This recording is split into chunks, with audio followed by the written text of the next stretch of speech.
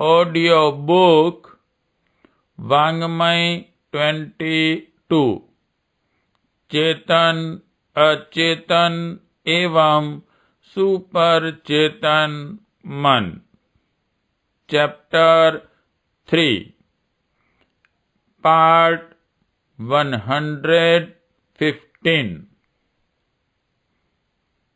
स्रोत अंदर है, बाहर नहीं।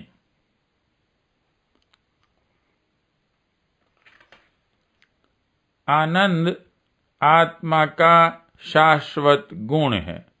मनुष्य जब प्रसन्न चित्त होता है तो उसकी आत्मा प्रफुल्लित हो उठती है। शरीर में जीवनी शक्ति का प्रवाह तीव्र हो जाता है। समस्त आत्मिक शक्तियां विकसित होती हैं। आत्मिक शक्ति की स्फुरना से शरीर की आकृति एवं मन की प्रवृत्ति में परिवर्तन होता है। मुख से चेतना एवं सजीवता टपकने लगती है। शरीर रोमांचित हो उठता है।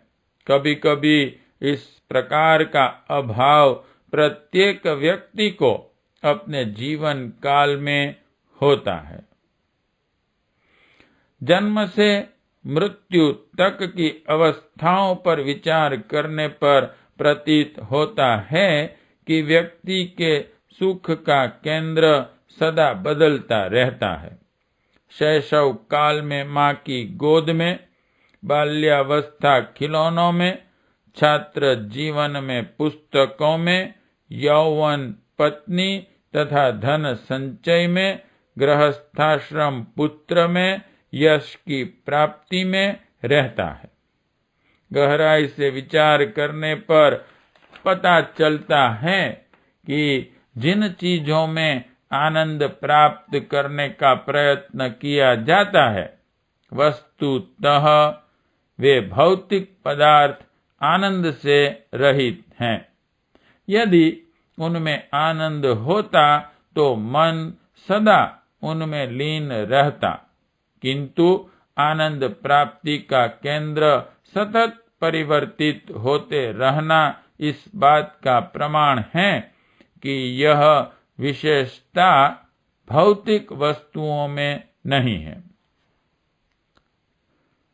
सुख आनंद का केंद्र बिंदु आत्मा है, जो मनुष्य के अंदर विराजमान है। वही आनंद प्राप्ति का भाव प्रेषित करती तथा अपनी आनंदमय स्थिति का भान कराती हैं, किंतु मनुष्य अंतर्मुखी होकर उसे प्राप्त करने के स्थान पर बहिर्मुखी होकर भौतिक पदार्थों में ढूंढता है। वस्तुओं को सुख का आधार मान लेता है। अंतरात्मा की प्रकाश किरणें वस्तुओं में आरोपित होकर सौंदर्य पैदा करती हैं, जिसके फलस्वरूप उनको प्राप्त करने तथा उनके उपभोग से आनंद प्राप्त करने का लोग असफल प्रयास करते हैं। कुछ समय तक तो वे आनंददायक लगती हैं, किंतु यह थोड़े समय उपरांत ही समाप्त हो जाती हैं। वे निस्सार तथा आकर्षण रहित प्रतीत होने लगती हैं। वस्तुतः अंतरात्मा की प्रकाश किरणें वस्तुओं से हट जाती हैं, जिसके फलस्वरूप जो कभी सुंदर आनंददायक प्रतीत हो रही थी, वे ही असुख कर लगने लगती हैं। यह कैसी विडंबना है कि जीव का उपहासास्पद प्रयास जीवन पर्यंत चलता रहता है। जीव पृथ्वी पर अवतरित होते ही आनंद प्राप्ति का प्रयास विभिन्न रूपों में आरंभ कर देता है। स्वयं आनंद स्रोत होते हुए भी जीवन पर्यंत उस अमृत से वंचित रह जाता है। बचपन के खेल खिलौने, किशोरावस्था के अध्ययन एवं युवावस्था के भोग विलास से गुजरते हुए थके हुए खिलाड़ी की भांति अपनी वृद्धावस्था पूरी करता और काल के गर्भ में चला जाता है। आनंद प्राप्ति का भ्रमपूर्ण पदार्थवादी प्रयास उसे अपने ही आनंद स्रोत अंतरात्मा से दूर रखते हैं। फलस्वरूप मनुष्य विक्षुब्ध बना रहता है। आंतरिक भावों पर ध्यान दिया जा सके तो प्रतीत होगा कि आनंद का अजस्त्र स्रोत अंदर बैठा अपना प्रवाह संप्रेषित कर रहा है। इस प्रकार के भावों के उत्पन्न होते ही कुप्रवृत्तियां नष्ट होने लगती हैं, चेष्टाएं अंतर्मुखी बन जाती हैं तथा भौतिक लालसाएं नष्ट हो जाती हैं।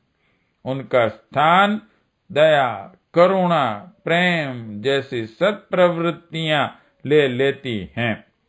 प्राणी मात्र के दुखों को दूर करने में मनुष्य को आनंद आने लगता है। प्रेम का सतत प्रवाह चारों ओर बहता दिखाई देता है। इस स्थिति को प्राप्त करने के उपरांत कोई कामना अवशेष नहीं रह जाती है। मृग के कस्तूरी के लिए जंगल में भटकते रहने के समान बाह्य वस्तुओं में आनंद ढूंढने का अविवेक पूर्ण प्रयास करने की अपेक्षा आवश्यकता इस बात की है कि अपनी चेष्टाओं को अंतर्मुखी के दर्शन एवं उससे मिलने वाले अजस्त्र आनंद के अनुदान को प्राप्त करने के लिए आध्यात्मिक साधनाओं का ही अवलंबन लेना होगा।